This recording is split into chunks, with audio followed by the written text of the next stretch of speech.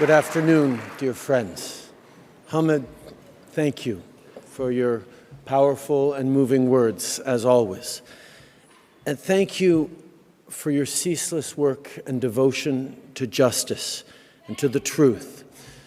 Thank you for being such a source of strength to all of us, to this community, to Canadians, to people around the world watching, despite what I know is a deeply personal tragedy for you as well. You are an inspiration to us all, my friend.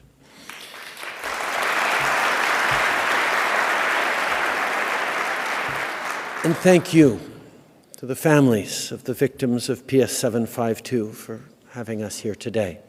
Merci à l'Association des familles des victimes du vol Ps752 d'avoir organisé cet événement aujourd'hui. I am joined today by many colleagues who many of you have gotten to know well over the past 3 years. My friend and yours, High Commissioner Ralph Goodale, Ministers Joly, Al-Khabra, Ian, and others. Many members of caucus are here as well.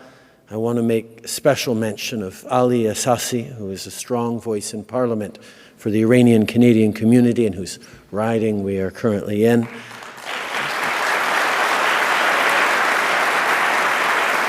And Majid Jahari, who is also a strong advocate for the community. We are all working together at this federal level to hold the Iranian regime accountable for unlawfully and horrifically shooting down a passenger flight, and we are here to seek justice for the victims and their families. It is important that we all be here together, and I am pleased that we are joined by the leader of the official opposition, Pierre Poilievre, Minister Parsa from the Ontario government, and of course, someone who's been a true friend to the Iranian community, Mayor John Tory.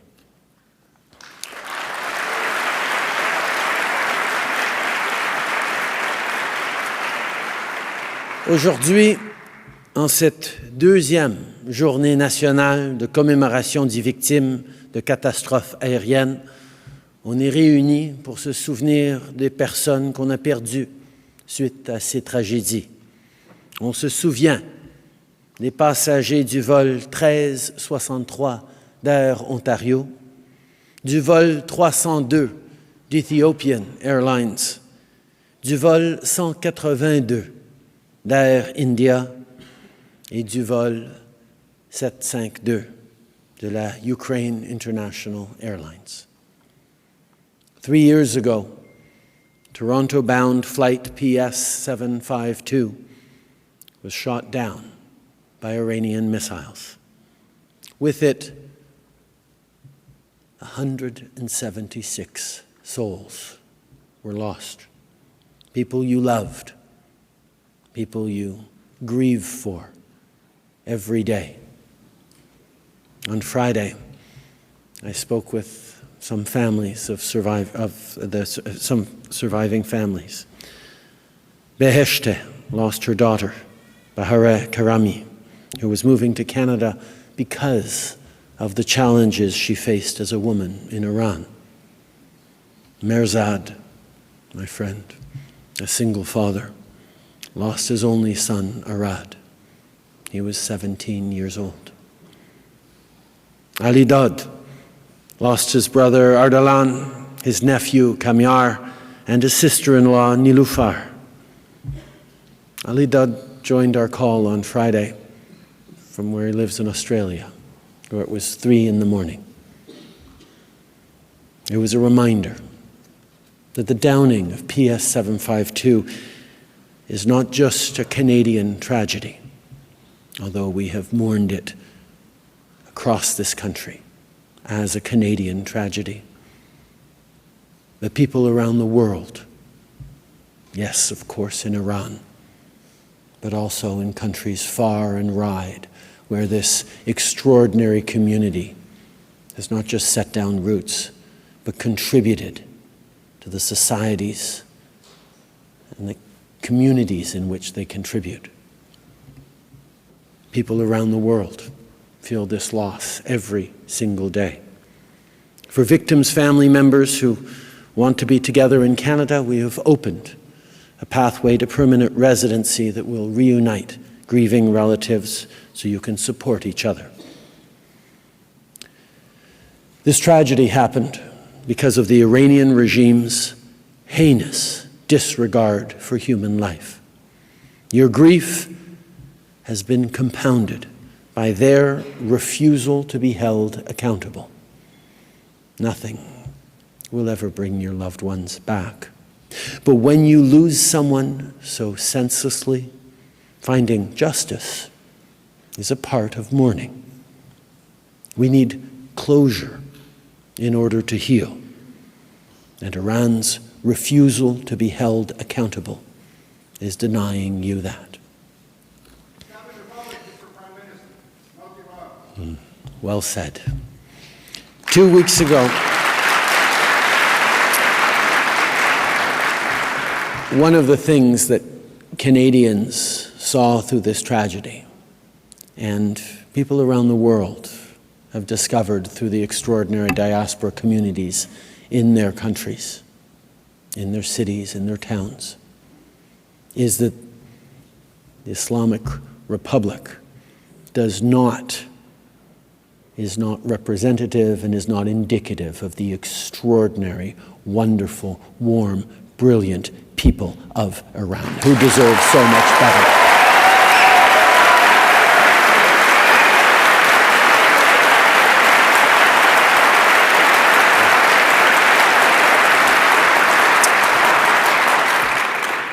Two weeks ago, we initiated a process to bring the Islamic Republic of Iran into binding arbitration to ensure accountability and justice.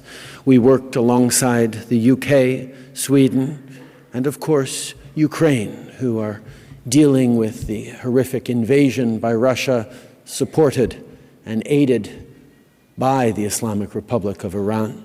But Ukraine and President Volodymyr Zelensky ensured that the measures were taken so that we could move forward in time for the 3rd anniversary. And I want to thank the Ukrainian government and Ukrainian people for standing, even as they grieve through their losses, standing with the people of Iran.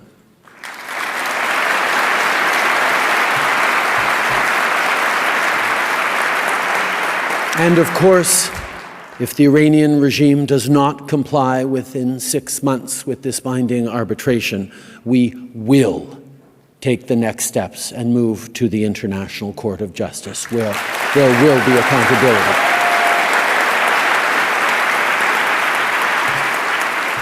On va continuer d'être là pour vous soutenir, et on va continuer d'être là pour demander des comptes au régime iranien. Just a few minutes ago, I visited the art exhibit that you organized. It laid out the many crimes of the Iranian regime and its human rights abuses. The killing of Mahsa Amini last year struck a deep chord not only in Iran, but in a way that has resonated and continues to resonate around the world. Canada and all Canadians stand with the women of Iran, schoolgirls to grandmothers, and all the people of Iran who are demanding to live their lives free of persecution.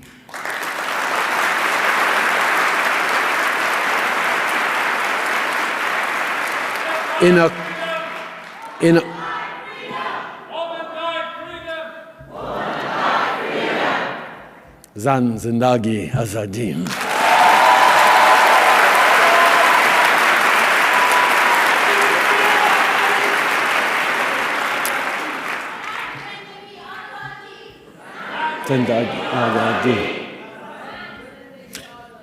In October, I joined the Freedom Human Chain event that took place in cities around the world. It was a powerful expression of global support for the women of Iran whose bravery started this movement, but that is also inspired and strengthened by the grief and the continued voices and actions for the past 3 years that this community and you families have been pushing. Notre gouvernement a imposé certaines des sanctions les plus sévères au monde contre le régime iranien et ses hauts dirigeants. On a interdit des dizaines de milliers de hauts responsables d'entrer au Canada.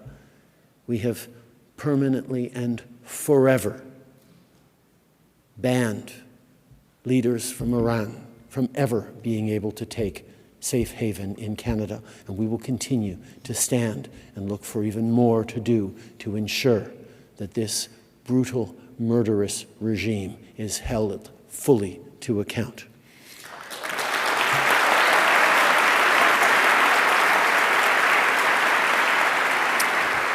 Many of you came here to Canada to build a better life in a place where justice and peace are a way of life. That's what Canada is, and that's what our government will continue to stand up for, and that's what the people of Iran deserve in their own country.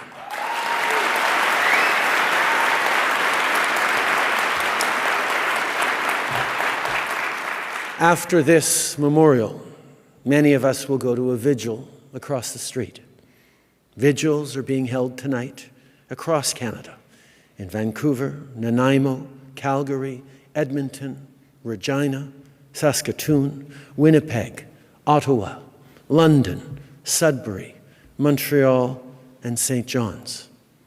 The entire Canadian family shares in your sadness. Your courage and your resilience continue to inspire us all, and on this day and every day, we continue to be here with you. We continue to be here for you. Merci. Zan, Zindagi, Azadi.